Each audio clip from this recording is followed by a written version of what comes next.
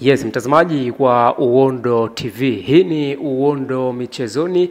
Mimi naitwa Aidan Jemaz, best presenter Uondo TV. Kikubwa ambacho nakushauri mtazamaji wa Uondo TV, usisahau kusubscribe, kule kushare na kucomment ili uweze kuwa mtu wetu wa kwanza kufuatilia matukio mbalimbali ya kimichezo. Tunafahamu story kubwa ni mchezo ambao umetoka kutamatika wa NBC Premier League, ambao mabingwa wa kihistoria NBC Premier League Young Africans Sports Club walikuwa wanakaribishwa na wanakumwanya kutokea Mbeya, ambao ni Mbeya City. Mchezo umetamatika katika pande zote mbili kuweza kutoka suluhu ya 0-0. Uchambuzi wa kinifu kupitia Uondo TV, Aidan Chemani mbona naweza kupitisha kwenye matukio tofauti ambao yametokea katika uwanja wa Sokoine jijini Mbeya. Of course, to be honest, ni mchezo ambao ulikuwa kupishana. Sasa kipindi cha kwanza unaona kwamba Mbeya City ni moja kati ya timu ambayo imekuja na respect kwa kiasi kubwa, au hali ya nidhamu ambayo tumekuwa tunaizungumza, lakini pia wachezaji ambao walikuwa kwenye ubora wameonyesha kwamba ni kitu gani ambacho maybe kingetokea katika uwanja wa Sokoine, kwa sababu ni mchezo ambao ulikuwa unahitaji maandalizi kwa kiasi kubwa. Mwalimu wao Msini Malali miongoni mwa walimu ambao ana CV kubwa kwa kiasi kicho, kwa sababu alishawahi kupita kwenye klabu ya Ndanda, alishawahi kupita kwenye Police Tanzania, vilabu mbalimbali. Kwa hiyo inawezekana ile of experience ambayo amekuwa nao. Lakini pia talking about Young Africans Sports Club, naamini ni timu ambayo imekuwa kwenye good consistency au mwendelezo mzuri kwa kiasi hicho. Lazima upongeze wachezaji kwa kiasi kubwa, kuanzia kwenye eneo la goalkeeping. Unamzungumzia maybe mtu kama JDR, screen protector goalkeeper ambaye anaonekana kuwa superb, lakini pia lazima usifie zile the best saving ambao ameweza kuyoka kwa kiasi kubwa, ambazo amekuwa anazifanya kwa kiasi hicho kuweza kuisaidia klabu ya Young Africans Sports Club kuitoa sehemu moja kwenda sehemu nyingine. Ukianza kuzungumzia eneo la left fullback, eneo la right fullback, unamzungumzia namba 2 wa Young Africans Sports Club Israel Patrick Mwenda, ambaye alikuwa kwenye ubora pia.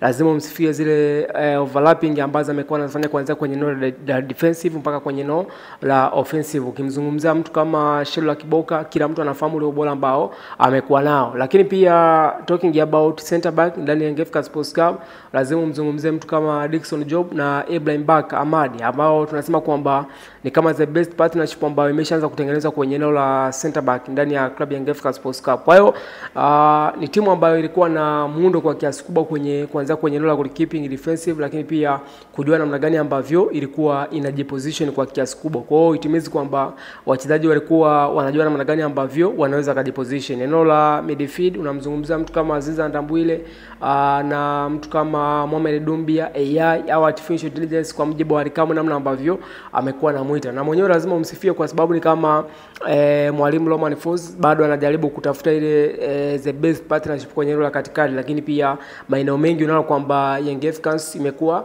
inabadilika. Lakini pia lazima uzungumzie kwenye eneo la ushambuliaji ndani ya Young Africans Sports Club, kwa sababu mchezo uliopita alianza mtu kama Principal Maudobe, mtoto wa mfalme, lakini mchezo wa leo ameanza mtu kama Boyeli. Kwa hiyo unaona kwamba mwalimu wa Young Africans Sports Club Romain Folz bado anatafuta kwamba ni mchezaji upi ambaye anaweza akawa the best partnership kwa kiasi kubwa kwenye eneo la final third au eneo la ushambuliaji ndani ya Young Africans Sports Club. Lakini pia ukijaribu kuangalia kwenye eneo la winga, maybe namzungumzia winga namba 7, lakini pia winga namba 11, unamzungumzia mtu kama Pacome Zouzoua, unamzungumzia mtu kama Kisimpia Nzengeli. Of course ni wachezaji wazuri ambao tayari walisha prove kwamba ni kitu gani ambacho wanakifanya, lakini bado unaona kwamba Mbeya City walikuja na ile fighting spirit, mchezaji moja kuweza kujituma ndani ya kiwanja, lakini pia uwepo wa mwalimu wa Mbeya City ambaye na mwenyewe ana CV kubwa, anajua namna gani ambavyo anaweza kucheza na timu kubwa kama Young Africans Sports Club, Simba Sports Club, Azam Football Club. Lakini ukianza kumzungumzia Romain Folz ambaye ni mwalimu wa Young Africans Sports Club, tunafahamu kwamba ni mwalimu ambaye ana mbinu nzuri, mwalimu ambaye anajua namna gani ambavyo anaweza akaisaidia club kuweza kuitoa sehemu moja kwenda sehemu nyingine. Lakini pia malalamiko yamekuwepo kwa kiasi kubwa kwamba inawezekana ni mwalimu ambao bado ana Young Africans Sports Club hawampi nafasi au haoni kwamba ni miongoni mwa makocha ambao anaweza akaisaidia club kuitoa sehemu moja kwenda sehemu nyingine. Lakini to be honest, kwangu mimi bado nampa nafasi kwa sababu ni mwalimu ambaye ameprove kwamba ni kitu gani ambacho anakifanya ndani ya Young Africans Sports Club. Lakini zipo most factors ambao naweza nikazungumza kwa kiasi kubwa kwamba mwalimu anapaswa kupewa muda, mwalimu anapaswa apewe muda mrefu ambao tunasema kwamba ni long term planning ndani ya Young Africans Sports Club, ambao inaweza ikaisaidia club kuweza kujua namna gani ambavyo Romain Folz anaweza akapata ile first 11, kwa sababu alisha kuzungumza mwalimu wa zamani wa klabu ya Manchester United, Chelsea the Blues na AS Roma na timu mbalimbali ambayo ni Jose Mourinho, kwamba winning team never change, yani kwamba ile timu ambayo imezoea kushinda waga kikosi hakibadiliki kwa kiasi kubwa. Lakini pia mwalimu wa African Sports Club Romain Folz bado anatafuta kwamba first 11 yake kwamba wachezaji ambao wanaweza akawa na anza mara kwa mara kwa kiasi kubwa, kwa sababu ni mwalimu ambaye amekuwa kama dynamic kwamba waga atabiliki waga tunasema kwamba ana uhakika kwamba wachezaji wepi ambao wao ni regular starter. Kuna muda utamwona anakuja na mtu kama Mohamed Hussein, kuna muda atakuja na mtu kama Sherlock Boka, kuna muda atakuja na mtu kama Celestine Ekwa, kuna muda atakuja na mtu kama Mdathi Abbas. Kwa hiyo nafikiri vipo vitu vingi sana ambavyo naweza nikazungumza, au zipo sababu nyingi sana ambazo naweza nikazungumza, lakini tunasema kwamba kwenye football lazima mtu umpe muda mrefu ambao anaweza akastep up kwenye club as mchezaji, lakini pia coach. Lakini kwa kumalizia, to be honest, ni mchezo ambao ulikuwa kupishana katika pande zote mbili. Mbeya City kipindi cha kwanza wameprove kwamba ni timu ya namna gani, lakini pia the same scenario katika upande wa African Sports Club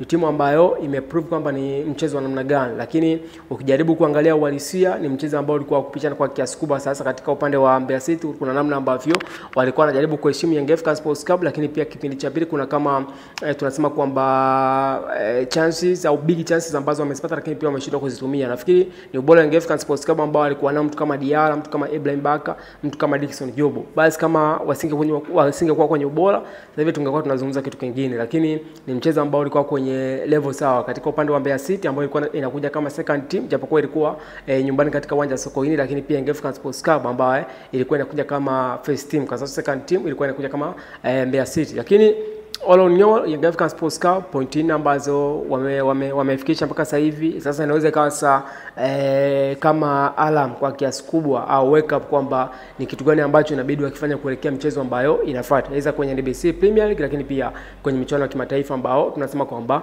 ni CAF Champions League, yani klabu bingwa barani Afrika. Lakini Romain Folz kwangu mimi, to be honest, bado naendelea kumpa muda kwamba ni mwalimu ambaye kama akipewa muda kuna vitu ambavyo anaweza akaprove, kwa sababu ni mwalimu ambaye alisha kupata kwenye ligi mbalimbali, lakini pia ana ile of experience, anajua namna gani ambavyo anaweza kaisaidia club kuweza kuitoa sehemu moja kwenda sehemu nyingine. Mtazamaji wa Uondo TV, hii ni Uondo TV, Uondo Michezoni. Mimi naitwa Aidan Jema, the best presenter wa Uondo TV. Kikubwa ambacho nakushauri mtazamaji wa Uondo TV, usisahau kusubscribe, kushare na kucomment ili uweze kuwa mtu wetu wa kwanza kufuatilia matukio mbalimbali ya kimichezo.